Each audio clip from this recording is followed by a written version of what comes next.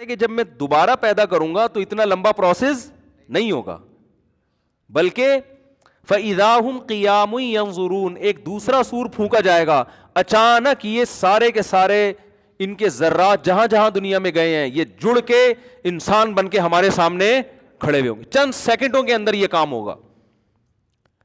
تو یہ اللہ کی قدرت ہے، اس لیے اس دنیا سے زیادہ دل لگانے کی ضرورت نہیں ہے. یہ ہم پر بھی موت آئے گی اور اس کائنات پر بھی موت آئے گی. آپ جو مرضی ترقی کر کے جہاں تک بھی پہنچ جائیں، بالآخر جیسے وہ سائنسدان جو آرم اسٹرانگ جو چاند پہ پہنچا، ٹھکانہ اس کا بھی قبر ہی ہوا بالآخر. تو یہ کائنات ترقی کرتے کرتے جہاں تک بھی پہنچے گی، اللہ یہ بتا دے گا کہ یہ ہے مسافر خانہ، یہ دل لگانے کی جگہ نہیں ہے. چھوٹے چھوٹے سیلاب آتے رہے ہیں نا، تو اب بڑی قیامت آئے گی اور یہ زمین آسمان کو میں توڑ کے بالکل برابر کر دوں گا. فَيَذَرُهَا قَاعًا صَفْصَفًا، قرآن کہتا ہے چٹیل میدان بنا دوں گا میں. آپ پہاڑوں کی طرف جاؤ نا کبھی، جب آپ اسلام آباد سے آگے جاتے ہیں نا تو پہاڑوں کا سلسلہ شروع ہوتا ہے، پھر ایسے پہاڑ کے ہر اگلا پہاڑ پچھلے پہاڑ سے اونچا ہی ہوتا ہے. آدمی کہتا ہے یہ کب جا کے ختم ہوگا؟ گلگت کی طرف جائیں، کوہستان کی طرف جائیں، ایک پہاڑ کے اوپر دوسرا پہاڑ، پھر اس کے اوپر تیسرا پہاڑ. میں 10-12 سال پرانی بات ہے، داریل گاؤں جس کے میں نے ولاگ نہیں بنایا تھا، وہاں سے ہم گلگت کی طرف جا رہے تھے. بہت اونچے اونچے پہاڑ ہیں، یعنی بائی روڈ جا رہے تھے. تو پہاڑ پہ پہاڑ، پہاڑ پہ پہاڑ. میں نے ان سے کہا یار یہ کیا ہے، یہ ایسے ڈرونے نا، اور رات کا وقت تھا، سردی بھی تھی ٹھیک ٹھاک. آگے مجھے ایک نظر آیا بادل، میں نے کہا یار یہ کالی گھٹا آ رہی ہے نا، اتنا اونچا بادل نظر آیا. وہ جب ہم نے تھوڑی روشنی ماری تو پتا چلا یہ بھی پہاڑ ہے، یہ بادل نہیں ہے، وہ ننگا پربت کی پہاڑیاں ہیں، وہ سلسلہ وہاں سے شروع ہوتا. اتنے اونچے اونچے پہاڑ. تو قرآن کہہ رہا ہے یہ جو اتنے وزنی پہاڑ زمین پہ، اچھا پہاڑ جو ہے نا جتنا زمین سے اوپر ہوتا ہے اتنی ہی اس سے زیادہ زمین کے اندر ہوتا ہے. یہ اس کی جڑیں ہوتی ہیں باقاعدہ، اس سے زیادہ زمین کے اندر ہوتا ہے. جو قرآن نے کہا نا کیل کی طرح گاڑ دیا ہے، تو کیل کا اوپر حصہ کم ہوتا ہے، اندر حصہ زیادہ ہوتا ہے. تو ایسے اللہ نے کیلوں کی طرح گاڑا ہوا ہے ان کو. تو اتنے اونچے اونچے اونچے اونچے پہاڑ ایسے ڈرونے کھانے والے نہیں ہوتے.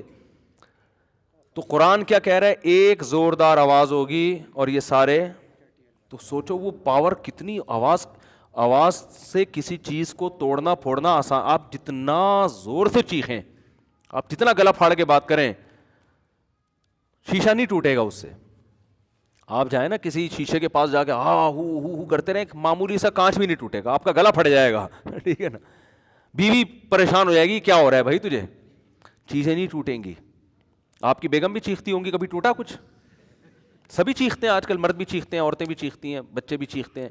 گھروں میں ماحول ہی ماشاءاللہ یہی چل رہا ہے، چیخو پکار کا. برداشت تو مارکیٹ سے کیا ہو گئی ہے، شارٹ ہو گئی ہے.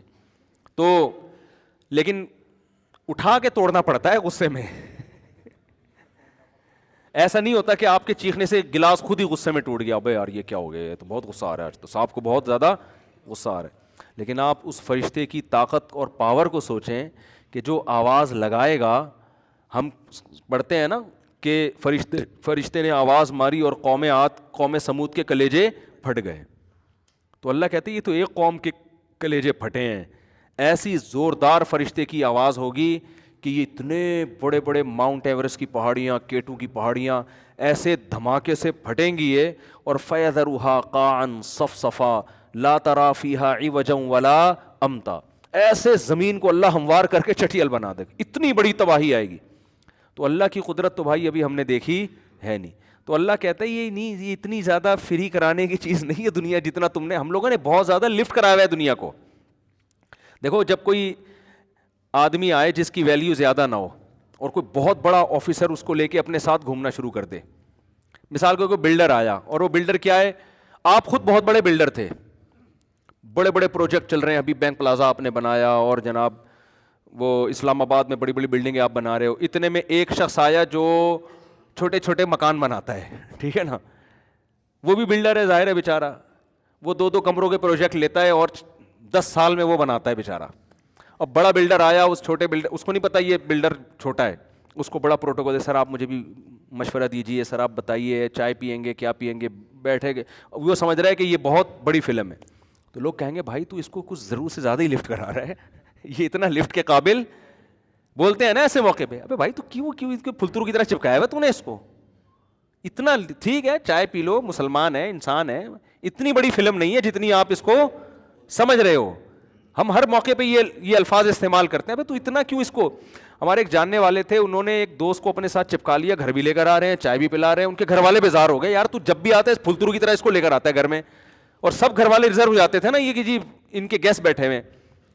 تو مجھے یاد ہے وہ کسی نے اس کو تانا دیا, بھائی تو یہ اتنی بڑی فلم نہیں ہے جتنا تو نے اس کو اپنے ساتھ چپکایا ہوا ہے, ٹھیک ہے نا, دوست ہے اس کو گھر سے باہر رکھ, اتنی بڑی فلم نہیں ہے.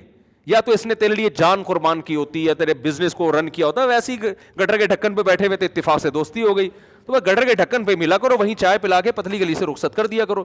ابا نصیحت کر رہے ہوتے ہیں نا بیٹے کو کہ ابے تو نے کیا دوست پال کے تو گھر میں لا کے ساری فریج کی چیزیں اس کو کھلا دیتا ہے تو گھر میں لا کے. تو بالکل قرآن و سنت بھی ہمیں یہ سمجھا رہے ہیں کہ بھائی یہ جو دنیا کو تم نے اپنا باپ بنا لیا ہے نا, اور کامیابی ناکامی کا معیار اس کو سمجھ لیا ہے, تو اتنا فری کھلانے کی ضرورت نہیں. تم بھی مرو گے, چیزیں بھی ختم ہوں گی, اور سیلاب بھی آئیں گے, زلزلے بھی آئیں گے, ایکسیڈنٹ بھی ہوں گے, موتیں بھی ہوں گی, کرونا بھی آئے گا, اور بہت کچھ آئے گا, اور بالآخر اللہ اس دنیا کی بے ثباتی دکھانے کے لیے ایک دن ایک دھماکے کے ساتھ ایک یکلختی پوری دنیا کو تباہ کر دے گا.